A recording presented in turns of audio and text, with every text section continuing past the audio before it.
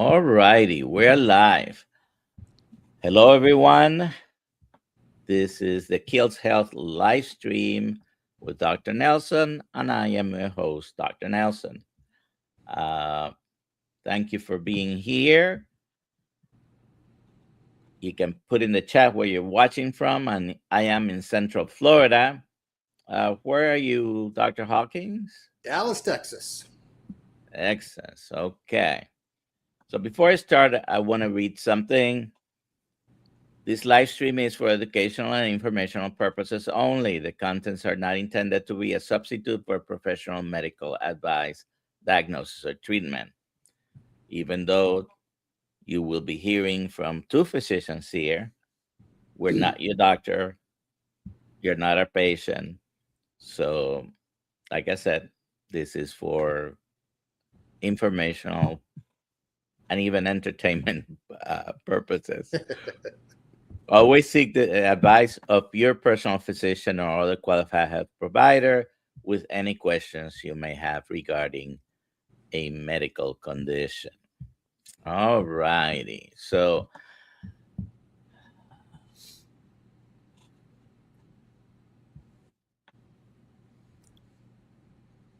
here we go. As a founder of Diabetes Reversal Group, Dr.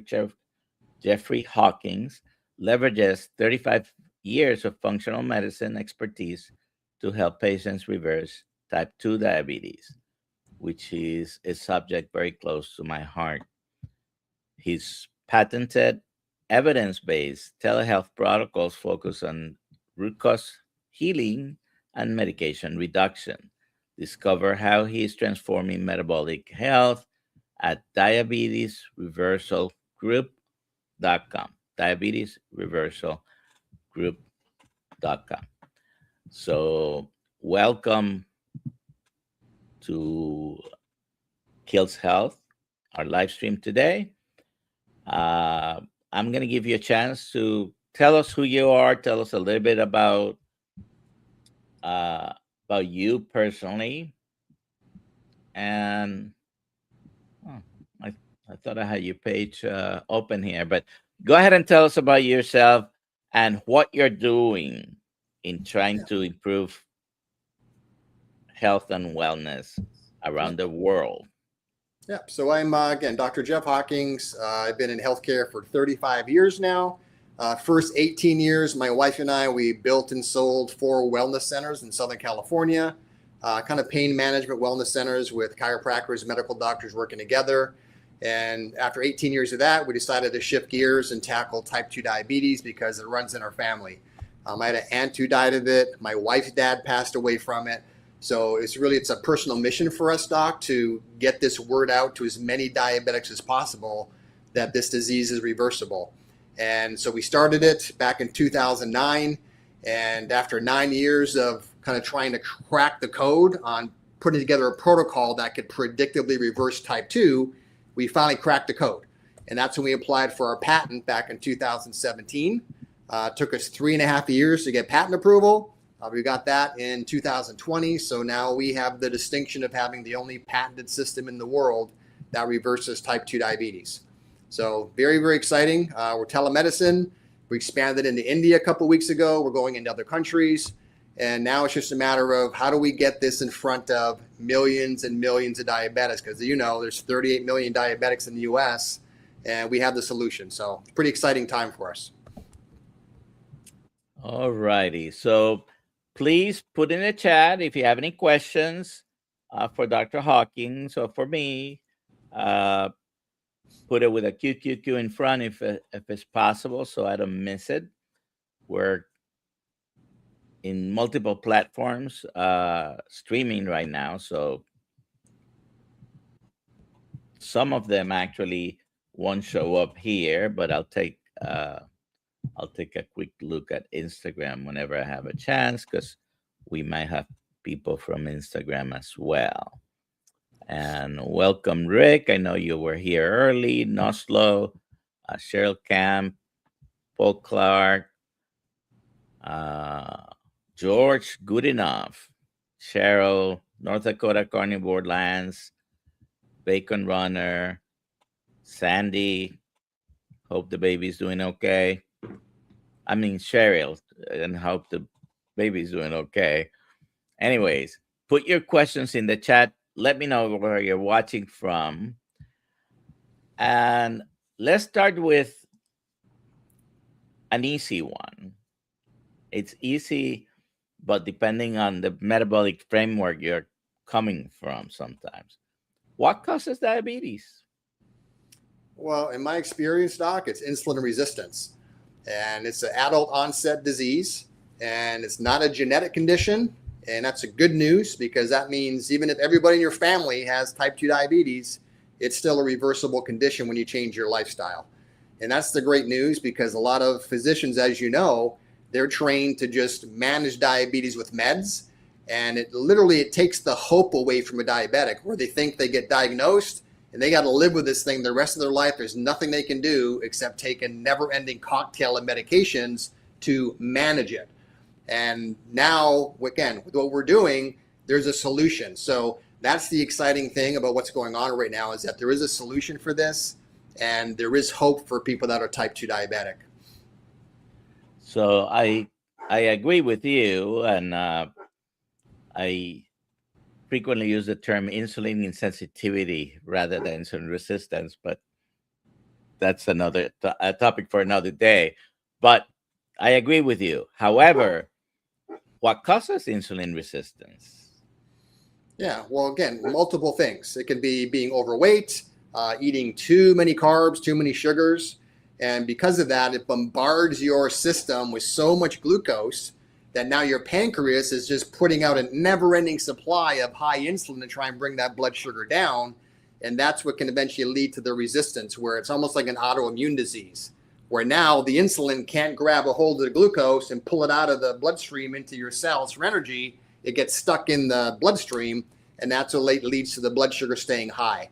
So that's kind of what happens. And so now when you reverse that process, start eating better foods, exercising more, taking the right supplements, all of a sudden it can reverse that insulin resistant process. And that's what we see. So as you know, Doc, it's not for type 2 diabetics, it's not an issue with is the pancreas producing enough insulin. It's the body's not utilizing the insulin effectively.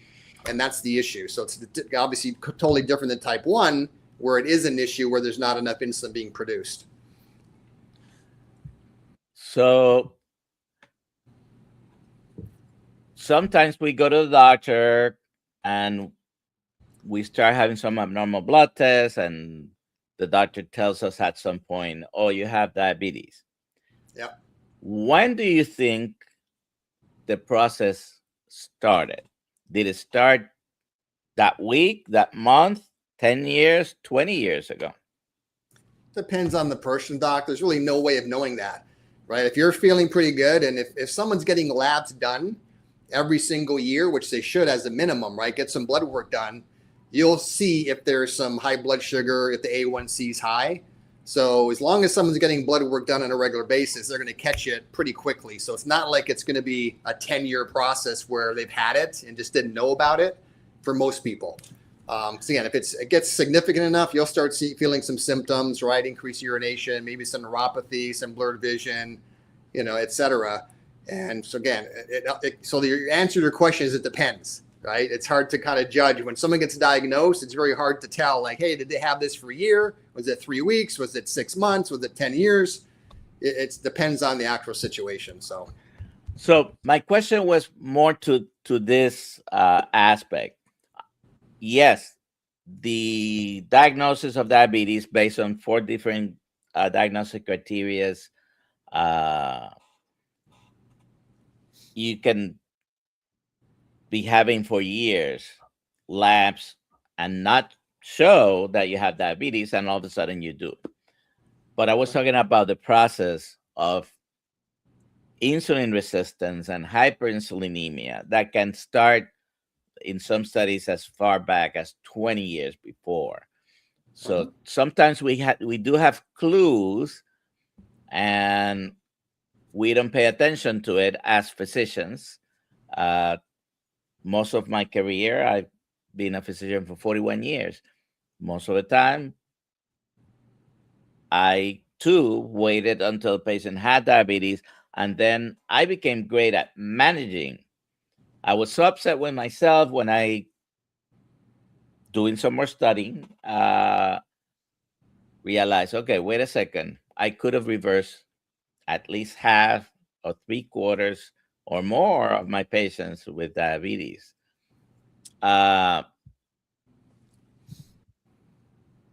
I do have more questions, but let's go ahead and take a question here.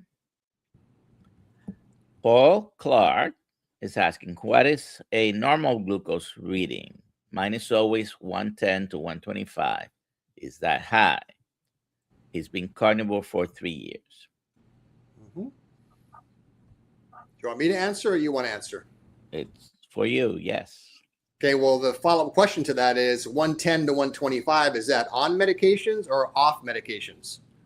Big difference. I'm going to take a stab and say that this is probably off medication, but let's take both scenarios. I mean, we're here to educate. Yeah, so if he's still taking medications, then the blood sugar is kind of irrelevant, right? Because whatever it is, it's an artificial reading, because the blood sugar meds will bring that blood sugar down artificially. So now, if he's not taking meds, that's pretty close to normal. Again, I always laugh about this, and you've probably seen this too, Doc, in your career, how the normals on labs have changed. When I got out of school 35 years ago, it was normal blood sugar to be 120 or less. Between 80 and 120 was normal. Then all of a sudden, magically, about 12, 13 years ago, it had to be under 100 was normal. So now if you're 100 to 120, oh my gosh, that's not good. And he kind of did the same thing with cholesterol. When I got out of school, normal cholesterol was 250 or below. And then magically they changed the normals, and now you got to be under 200 for normal cholesterol. So that's why I'm still saying if it's around 120 or less fasting blood sugar with no meds, then in my opinion, my experience, that's pretty good. So, and I'll tell you how crazy that statement is, which is true. Things change over the years, and sometimes the reasoning is solid. Sometimes the reasoning has to do with we're trying to diagnose more of something so we can treat it with this other thing that we will sell to you. Exactly. But when I started medical school 45 years ago, and at that time nobody would bat an eye until the blood sugar was beyond 140 fasting.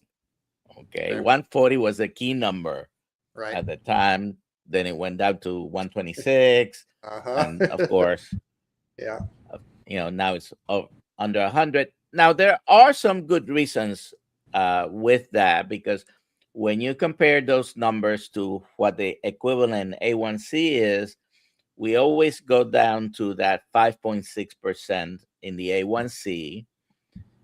And some studies have shown that once you go past the 5.6, your risks of heart attack, strokes, and cancer and all-cause mortality start increasing at that point. So, there might be some solid academic reasons for using those numbers, but certainly the other reason, it's always there as well.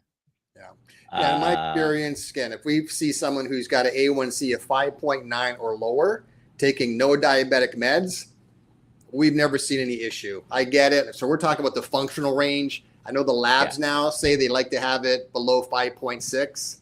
Then you look at the A1C for that, that's or the blood sugar number for that. Now you're looking at below 100. Is that real? So it starts getting to the point of, okay, back to what we said before, where they've changed the normals. And of course, now when you lower what the normal is, now there's way more people outside of that now, guess what? They need medications. It's magical how that happens, right? Absolutely. All right. So Charlene ask, how about this drug? How long will you take it? And are the exceptions to taking there? Are there is exceptions to taking this? Lifestyle should be the best option. Why should someone take a drug for this? I don't know what drug you're asking for, but let's just generalize it. If you're taking anything for diabetes, how long should you take it? Are there exceptions? And is lifestyle the best option? And why should someone take a drug for this? Yeah. So again, in my opinion, I think there's zero reason that someone who's a type 2 diabetic should ever have to take a diabetic med if they're willing to change your lifestyle. So that's the disclaimer, right? If you're not going to do a program like ours or like you teach, doc, then it's a good thing the diabetic meds are there, because they need to take those to keep that blood sugar in that normal kind of healthy range. But just because I said that, that doesn't mean that you have to keep taking them, because there is an option. So that's what I want to make sure people understand, is that you can change your lifestyle to the point where your doctor will be able to wean you off your diabetic meds, but you have to be willing to follow the right program. So we're not saying, hey, just go throw all your diabetic meds in the trash. It's only if you start, the blood sugar starts gradually coming down, and then your physician can start gradually weaning you off your diabetic meds when there's objective evidence saying that it's okay to do that. Like if your blood sugar is 160, they're not going to reduce one of your meds. It gets down to 100, yeah, they can cut one of your meds. So that's what we have to make sure happens. Yeah. And again, you need to always be working with your provider when you're decreasing medications. 100%. This is a potentially serious condition. I say it is serious because if you continue with high blood sugars, your chances of multiple catastrophic events, strokes or heart attacks being some of them, some other that show up later, that renal failure, circulatory problems, amputations, retinopathy, and things like that is going to continue to increase. The answer, medicines will be necessary as a temporary stopgap, is what I would say. You need to change your lifestyle, and this is what we're talking about today, but certainly work with your provider. So if you're on medication, someone's prescribing them to you. Now, you might want to work with someone who's willing to work with you in reversing your diabetes. And I thought I was going to present this later, but let's bring this up now because this is based on a study. Let me take this out. And rapid and profound results. And this is what I have seen. I didn't ask you before we were backstage talking, but I'm sure you've seen similar situations where for based 16 on this years, particular, yeah. I'm sorry? Yeah, we've seen these results with our patients for 16 years. That's what we do. Yeah. So, Yeah. So 95% in that particular study of insulin users either reduced or eliminated usage completely. 100% of sulfonylureas discontinued them. A1C went from 8.9 to 5.6. You were uncontrolled diabetes. 3 months later, you can be completely normal. You don't have diabetes anymore. Because the diagnosis of diabetes is basically elevated blood sugar. And there are 4 different criteria, diagnostic criteria, but they all end up in the same place. If your blood sugars are this high or remain this high, you have diabetes. And you can reverse diabetes in as little as 3 months. Does it happen for everyone after 3 months? Probably not. But anyways, and then your triglycerides go down, your HDL goes up, and all those are good things. And someone just asked a pertinent question because I'm mentioning triglycerides and HDL. So let's take that. Let's remove this.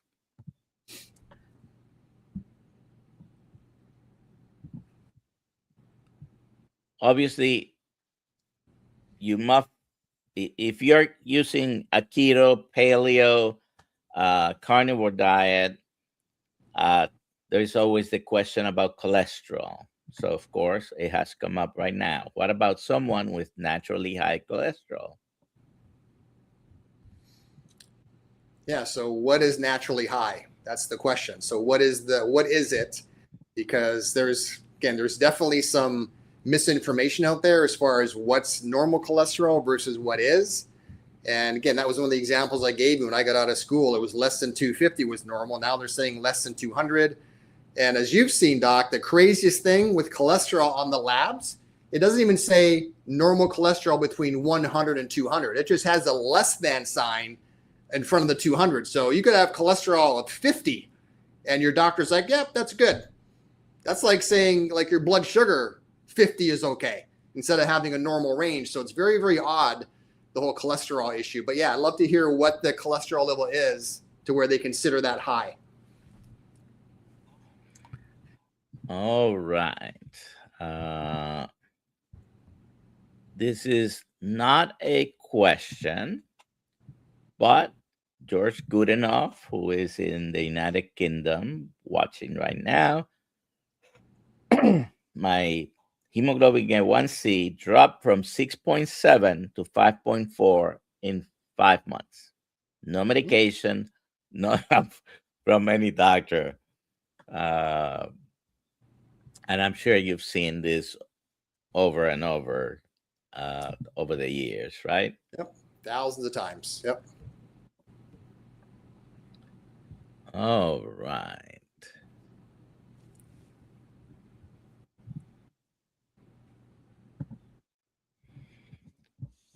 Cookie Carter, does time restricting eating helps to lower blood sugar on a low carb diet?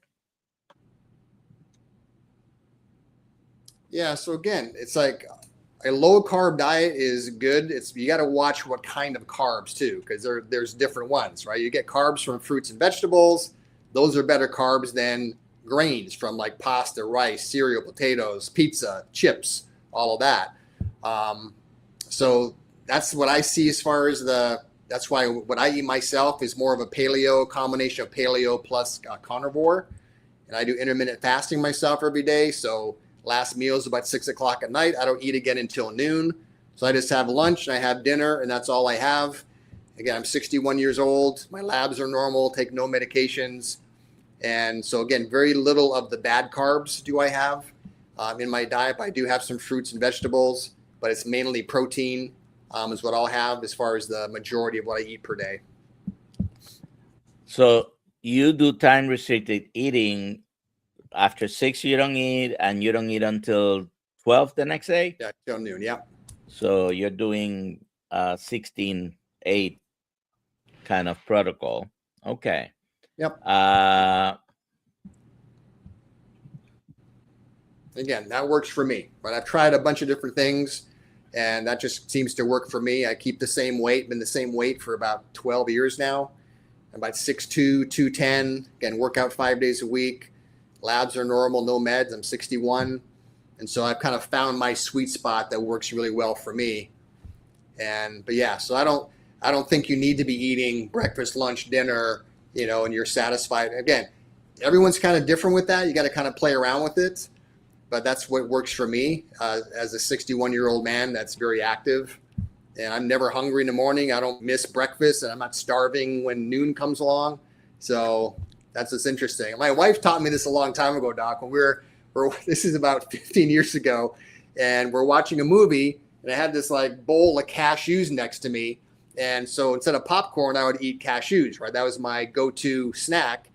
And after about 10 minutes, she saw me like eating it like it was popcorn, and she kind of elbowed me and said, "Are you even hungry anymore?" And I'm like, I thought about it. I'm like, no, I'm not hungry. So it was really kind of an eye-opener, like we can stuff food down way past our satiation point. So what I tell our patients is whenever you're eating anything, eat half your plate, push it away, and just sit back for 5 minutes, have a conversation with whatever, read a book, whatever, and then just ask yourself, am I even hungry anymore? And for most people, they're going to say, no, I'm not hungry.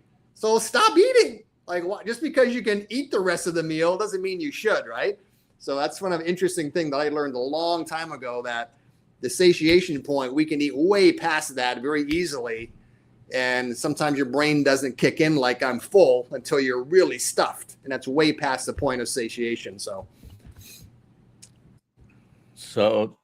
do you know who taught me about leptin resistance who taught without you? knowing he was teaching me that? But Who's that? that was my father.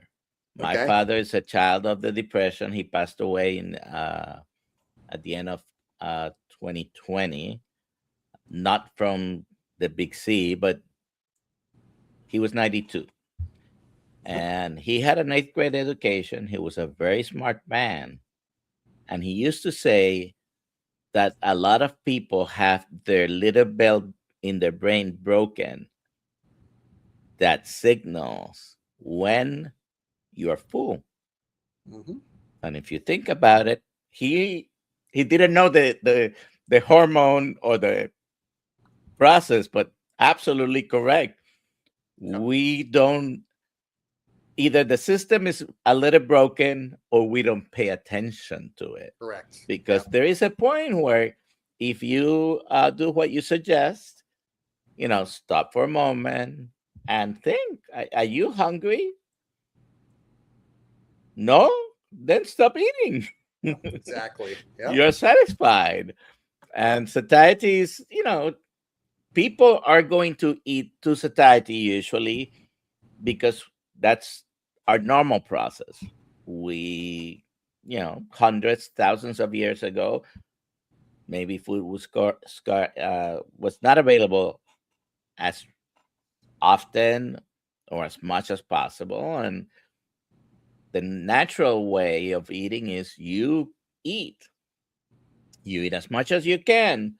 And I'm sure somewhere along the way, and ultra processed food companies, which is pretty much any food company out there, Yep. take advantage of this Absolutely. because the foods are manufactured to, hit that bliss point and keep us eating until, we stop because we just couldn't eat anymore, not because we stopped being hungry at some point. We don't Exactly. Yeah. listen to Switches it that. off. It switches it off, right? The processed foods and everything else. So, yeah. So, yeah, my father taught me about leptin resistance. He didn't even know the words of the hormonal explanation, but he was right. Yep. All right.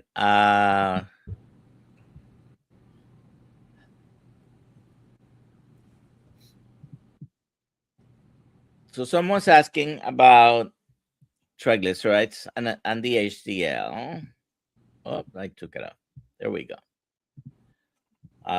Want to answer this question? What do you think about cholesterol, triglycerides, HDL, LDL, and all this? Yeah. As far as a percentage dividend on that, I'm not an expert on that math. Obviously, triglycerides should be below 100. HDL should be higher than the LDLs. If you can get like a 60, 70, 80 HDL, that's pretty good. But the cool thing is, though, when you eat the proper foods, these numbers normalize on their own without any medical intervention necessary. You'll have high HDLs, low LDLs. Your triglycerides will be low. Blood sugar will be low. All that's going to happen automatically because they're all connected, as you know, Doc. So it makes it very easy to eat the right way. All of it gets normalized. You don't have to say, I'm going to eat like this just to target my triglycerides. You don't have to do that. There's a way to do it where overall wellness is overall wellness. And, if you have low A1C, low blood sugar, it's pretty hard to have a high triglycerides. Almost impossible triglycerides. So, yeah. See what I'm saying? So, and typically it's related to, it's kind of hard to have a low HDL when your blood sugar is normal. So it's all connected. It's good to see the markers. But yeah, it's amazing how people, they overcomplicate this. And that's kind of a problem I've seen in the whole functional medicine space. Even functional medicine doctors can way overcomplicate this. We're going to do hair analysis and saliva testing and stool analysis and scratch testing and all these different things. and come back and say, oh, based on that, you need these 22 different supplements, to try and address Which I all can these provide things. for you. Exactly, right? And oh, by the way, it's going to cost you $1,000 a month, but it's okay, right? It's better than medications. I've seen that so much. So that's what we've spent a lot of time our first 9 years, Doc, of kind of simplifying it down to where, hey, what is a program that's good for literally 95% of type 2 diabetics without overcomplicating it, needing to get $3,000 worth of lab tests to figure it all out? It's a lot simpler than a lot of people want to admit. And I'm one of the first ones to say that, because a lot of people in the functional medicine space, they like making it complicated because then they can charge more for it. Now, whether I should say that or not, I'm just going to let it out there, right? Because I've seen that happen a lot, where they just make it so complicated that then patients become confused. And it's really not that That's why I said, if you eat the right things like we're talking about, your labs start to normalize. Everything gets handled at the same time, which is really nice. So you mentioned some numbers, and I want to, with those numbers, answer this question, because if you're going to the doctor, if they're doing labs, and you see the triglycerides and the HDL, it's a poor man's way of measuring insulin resistance. It's not perfect. It doesn't do 100%. But if you divide triglycerides by HDL, you mentioned the optimal you're looking for, it's probably under 100, right? And I agree with that. If it's under 75, it's excellent. But at least under 100, and the HDL at least, should be over 50. So if your ratio triglycerides to HDL is under 2, you're unlikely to have still some insulin resistance. By the way, yes, it's possible, but we're not talking about the exceptions, just the majority of the patients.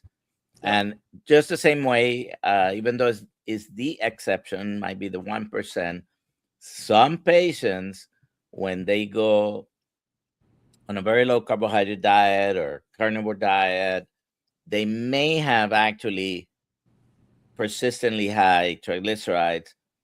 Like I said, those are the exceptions, and sometimes you might have to try to figure that out. But this is a good question. If you have any other questions, please put them in the chat. Let me see.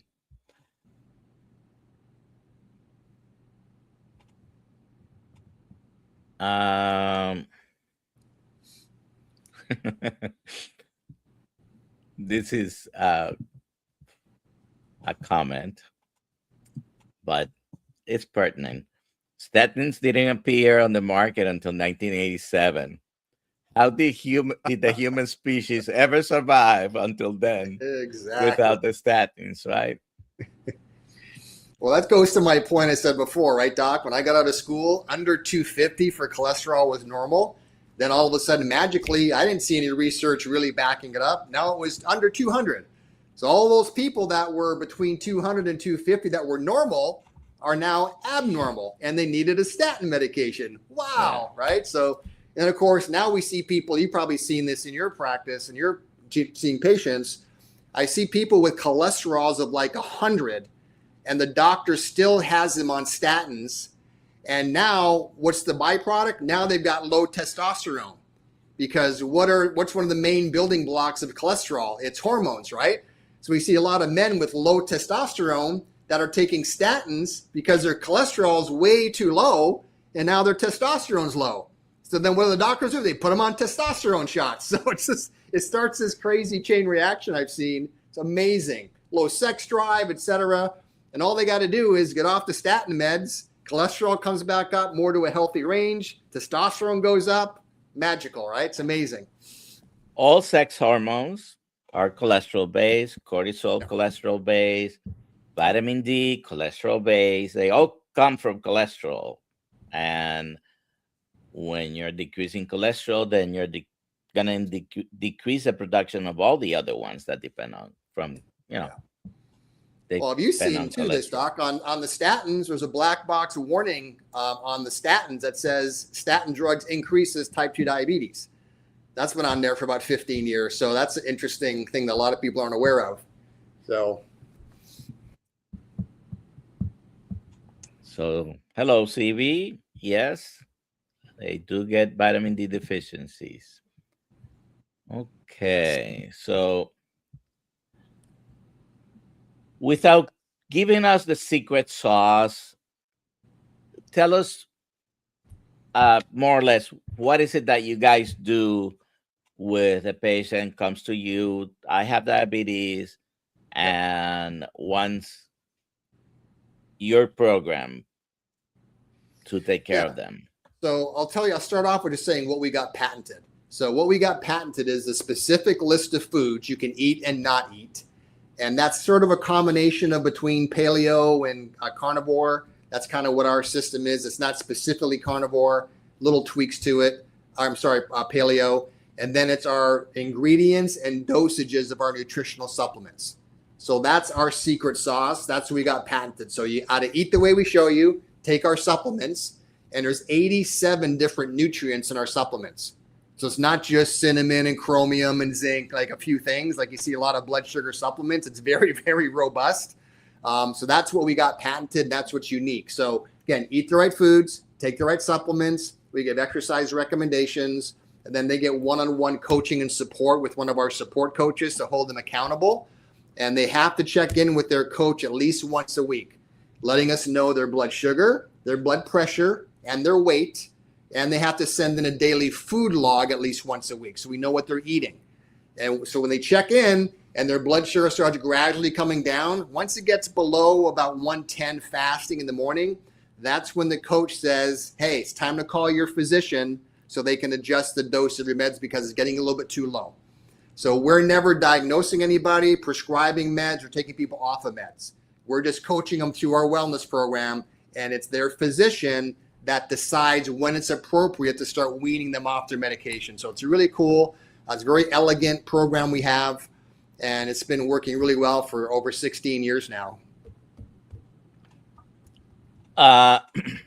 Do you monitor their blood sugars remotely, or no? They just report themselves either with their own CGM or their glucometer. We have probably about 25% of our patients are wearing the CGMs. But of course, our goal is you reverse the diabetes. You don't need to have that thing stuck on your arm 24/7 anymore, right?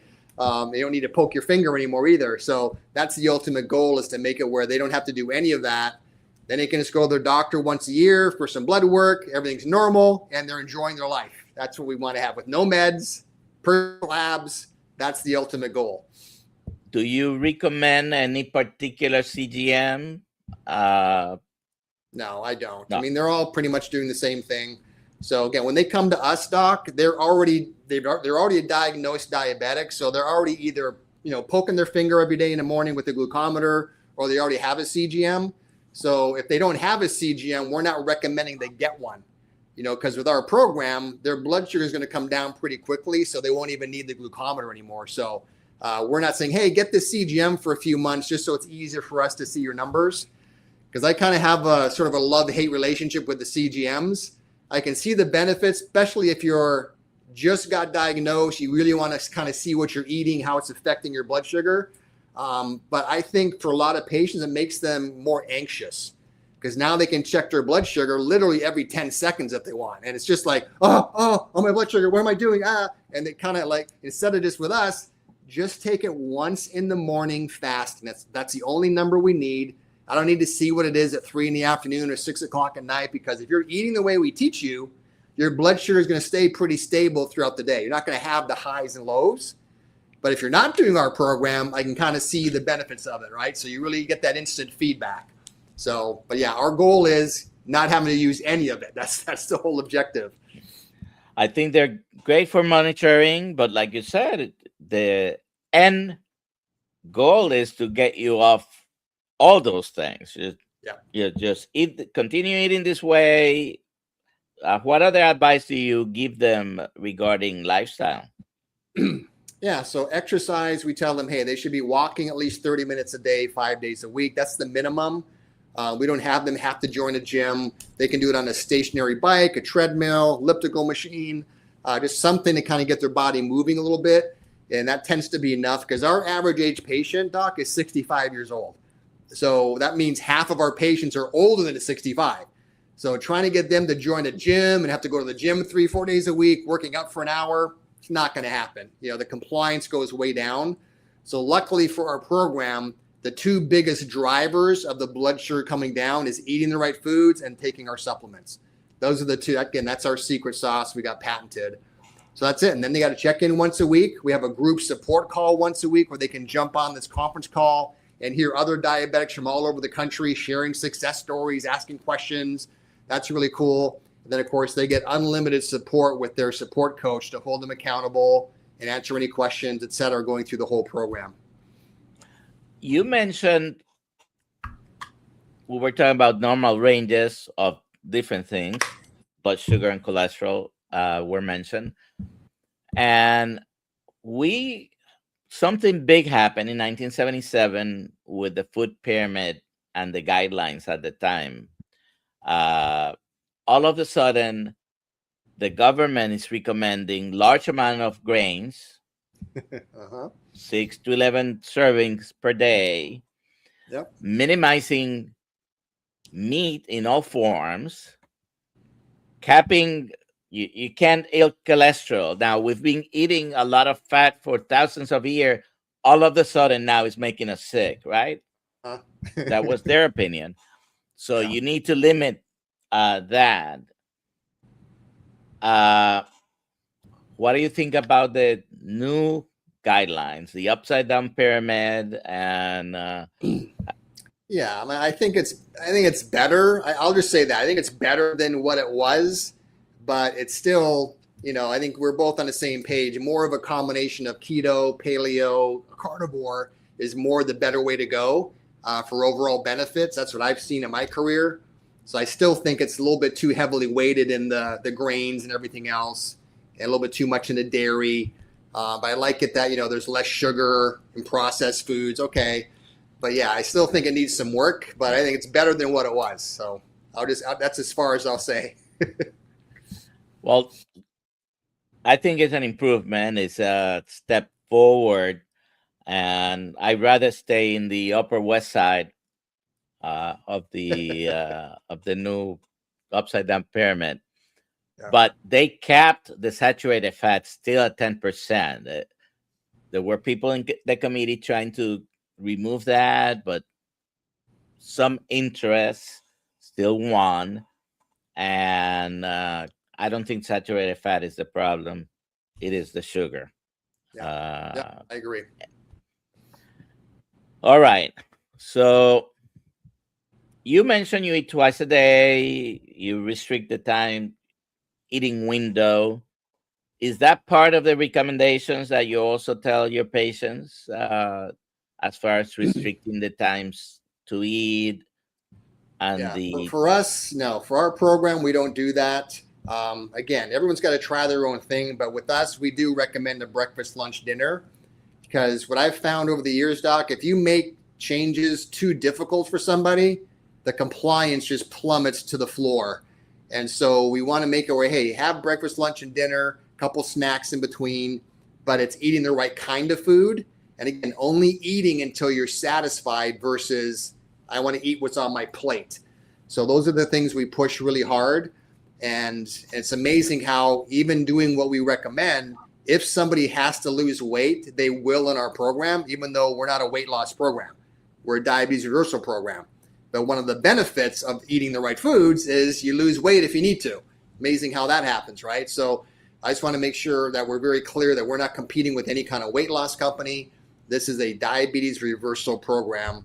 And any weight loss that happens as a nice benefit, as a side benefit, not as the main goal. And probably everybody loses some weight. Even though sometimes eating these types of diets, you may find a small percentage that actually may have some weight increase. But the end goal is reversing the diabetes, which is the most damaging condition for anything. Absolutely. I mean, I'll give you an example. Like we've had people that are 100 pounds overweight that join our program that are type 2. They go through our program, reverse their diabetes. They've lost 50 pounds. So they're still 50 pounds overweight, but now their diabetes is reversed. So that's kind of, so you can still be a little bit overweight and have your diabetes reversed. And then if you keep eating the right way over the next 6 months or so, you'll continue to kind of lose some weight and get down to your optimal weight. But that's why we say it's not a weight loss program. We're like, hey, if you're this, our goal is to get you to lose 40 pounds. And you've seen a lot of physicians where they kind of make that the panacea. If you just lost 50 pounds, all your problems will go away. Or if you take this pill, you'll never have a stroke. Yeah. So exactly. What do you do? What do you do? I mean, you must have this situation. So I'm going to ask you. Patients are having success with your program. They see the numbers getting better. And very often when patients become very interested in reversing their conditions because they learned here or there that you could reverse it, those type of patients very often don't want to take more medicines and want to get off of medicine. So they go to the regular provider, and the provider does let's say a cholesterol test, and your total cholesterol is 201, or your LDL is 130, and you have to take this pill because otherwise you're going to die from a heart attack or stroke. And if you don't take it, two situations happen. Sometimes if you don't take this medicine, the doctor tells them, I have to kick you out of my practice. I think that's unethical personally. Yeah. But some doctors get upset when they tell the patient, you have this medication, and the patient says, no, thank you. What do you do as far as advising those people, because they might have other problems that they need to continually see a primary care provider? Yeah. So again, if that happens and there's that resistance, and I just recommend they find another physician. Find one that's got some training in functional medicine, that understands what your goal is. And, in that situation, they might say, hey, you know what? You're kind of on the borderline, but I'm with you. Let's kind of make some more changes in what your lifestyle. Let's come back in a couple months, see what your labs are. If it's improved, great. If it's gotten worse, then we can have a conversation about putting you on some meds temporarily. But that should be the conversation. But if their current physician isn't willing to play ball, then it's time to, again, your doctor is your employee. It's not the other way around. So you can fire your doctor and go find somebody else anytime. And I think a lot of patients don't feel empowered enough to do that. Oh, my doctor says. They have to reverse that paradigm. And especially if they're looking at doing a program like ours or yours, they need to find a doctor who's, on board with that. Hey, I appreciate what you're doing. I respect it. I'm here for you. When your numbers start coming down, I'm more than willing to reduce your meds. That's what kind of doctor you want to have. Not someone who gives you the ultimatum like, hey, if you don't do this, then I'm going to fire you. Like, no. I'm going to fire you. So. The patient is always in command, but some patients don't even know that. Correct. Don't even feel that they can. There have been plenty of times where I may have suggested a medication for something and the patient didn't want it. Okay. It's their decision. It's not mine. Exactly. So forcing them to do something, if you don't do it, I'm going to get rid of you. I think that's unethical, because my job is to help them get better and fulfill their goals. Now, I may disagree with the patient's decision, but if they want to do it one way or the other, it's their prerogative, I think. Hey, they just advise and that's give them consulting, and it's up to the patient to decide what to do. And again, same with us. Like, my goal is let every diabetic in the world know about our program. So at least it's there. Now, whether you decide to do it or not is up to you. But at least I want them to know, hey, there is a way I can reverse this if I choose to. instead of like 95% of diabetics have no clue that type 2 diabetes is reversible. Like no clue. That's one of the biggest things that we hear when people join our program is like, how come my doctor never told me about this? It's because, again, like we talked about, they just weren't trained that it is reversible. So that's what perpetuates this, is that patients don't even know. So let's give them the choice. If you want to take the meds, good. You don't want to take the meds, good. Your choice. But here's both options. That's kind of what we want to share with people.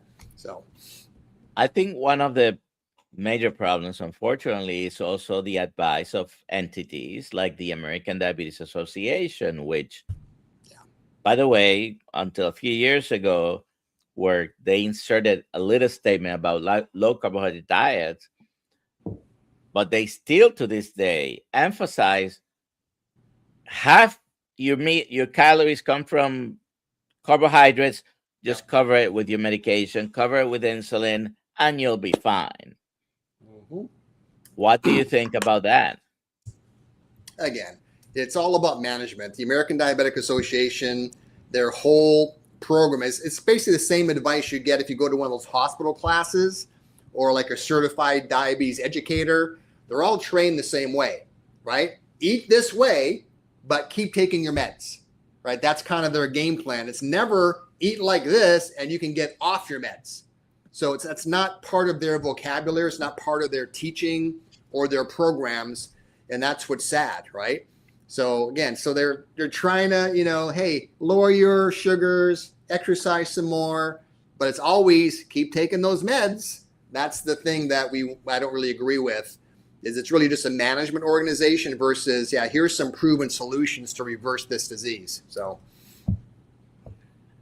talking about medications, we cannot end this discussion without talking about the big guns out there in the past several years. Yeah. Now, the first GLP-1 receptor agonist came out in 2005. Okay, it was Byetta. But let's move forward a few years. I think it was 2017 when Ozempic came out. And of course, it took a few years maybe, but now it's the miracle drugs. Yeah. What do you think about those? Yeah, well, as you know, right, and initially the GLP-1s got approved. I think it was back in, right around the time you said, either 14, 17, got approved as Ozempic for type 2 diabetes. But then what they found was, oh my gosh, people that take it, they also lose weight. So they went back to the FDA and got it approved as a new brand called Wegovy for weight loss. And all Wegovy is just twice the dosage of Ozempic. Same drug, it's a GLP-1. So they just marketed it differently, right? Ozempic for diabetes, Wegovy for weight loss. But now, what do you hear mainly in the marketplace about Ozempic now? It's like Ozempic is the weight loss drug. So you hardly ever hear Wegovy anymore. It's all Ozempic, similar to what in the mid-90s, remember Fen for weight loss. Now, Ozempic is now the weight loss drug of our era right now. But either way, Doc, as you know, whether it's Wegovy, Ozempic, insulin, oral meds, it's just another shortcut to give people the false hope that you don't need to change your lifestyle. Just take this medication, you're good to go. So what I've seen in our program is that we haven't been affected by GLP-1s whatsoever, because anybody who joins our program, they want to get off of all medications, including Ozempic and GLP-1s. So whether it's oral medications, insulin, whether it's lap bands, gastric bypass, any of those shortcuts, those people, that mindset would never do our program, because they are looking for something where they can keep eating what they want and take this medication and still be okay. So that's a completely different mindset than somebody who's like, I want to get off these meds. I'm willing to change my lifestyle. And that's the difference. So I don't know if you've seen the same thing with what you're doing. Well, I can almost guarantee to those people who want to keep eating the same way, use the shots, because this is going to help me either with the weight or with the blood sugar, which it's ridiculous to think that if you keep eating the way you're eating, which in most people is the main cause of what you're suffering from, that the end result is going to be good, because at some point you're going to get tired of spending $1,000 a month, Yeah. and you're going to stop it. And studies are already showing most of the people who lost the weight that way, they either regain back 50 to 80%, only a small amount remain. And, all medications have possible side effects, so Yep. it's never the answer. Now, they're useful tools, okay? And there are people who, after 30 years being diabetic, maybe they now need to use insulin, among other things, because their pancreas got tired of pushing out insulin. I'm in that group. My C peptide is 0.3, basically a type 1 diabetic level. I have no antibodies, by the way, completely. It is type 2 with an exhausted pancreas. But like I said, that is the exception. Most Correct. people Yep. can reverse their diabetes completely, be without drugs, with a normal A1C or near normal A1C, and they will have reduced the risks. If someone wants to talk to to your diabetes reversal group, where can they find you? Yeah, easiest way is just go online. It's diabetesreversalgroup.com, and you can go on there and click on get started, and you can register for one of our free webinars, and that's where they can just watch the webinar, no obligation, and that's how they can learn more about the details of our program and see if it sounds like a right fit for them. So that's the best place to go. Just diabetesreversalgroup.com. There it is. Okay, diabetesreversalgroup.com, and you can reverse diabetes. There's absolutely no reason you couldn't. Well, unfortunately, I cannot claim that 100% people can reverse it completely, but Yep. I mean, those are powerful numbers that I showed before, right? Yep. 100% of people can get rid of the oral hypoglycemics that I started using when I came out of medical school. Yep. Shouldn't be used anymore, because the way they used to work, or they work, is by increasing your insulin production from the pancreas. And most people are dealing with hyperinsulinemia. So what's going to happen? Exactly. You're going to get worse eventually. Yeah. All right. Let me see if there's any last questions here. We have a couple of. So you've never seen this before, right? In the caves, the cave paintings, usually you see the hunters bringing home That's right. their. That's really good. We never saw. Well, I still haven't seen it. Those great broccoli paintings, right? That's hilarious. I love it. Let's see. This is another comment from Papa Carnivore. Ask your doctor. By the way, he also reversed type 2 diabetes. Ask your doctor what the cavemen and women ate. Ask them if they drew pictures of them eating broccoli, or bread, or was it large animals? Anyways, thank you for being with us today, doctor. Diabetes diabetesreversalgroup.com, correct? Yes, sir. All right. So Appreciate you it. can find him there. We also, and we have just about 15 seconds. We'll email you later and have you come to one of our Zoom calls as well within the Kiltz Mighty Tribe community. Okay. Perfect. Have a good day, everyone. And today we have at 5:30 one of those Zoom calls. I'll see you later.